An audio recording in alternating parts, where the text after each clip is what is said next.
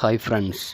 காலையிலே பார்த்தீங்கன்னாங்க, நம்ம ஹைடியும் சித்துவும் தொறந்து விட்ட உடனே கைப்பிடி சோத்துல போய் உட்காந்துக்கிட்டு, நம்ம சித்து அதோட பாசப்பிணைப்புகள் பாருங்கள் எப்படின்ட்டு அதை கொஞ்சிக்கிட்டு கிடக்கு காலையிலேயே.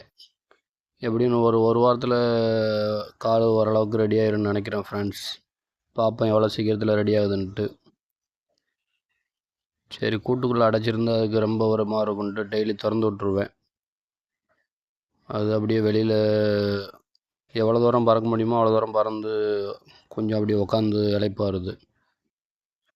சரி, பார்ப்பேன் எவ்வளோ சீக்கிரத்தில் ரெடி ஆகுது அப்படின்ட்டு. இல்லாட்டா நேரத்துக்கு நல்லா முட்டை விடுற கண்டிஷனில் மிதி விழுந்த புறா.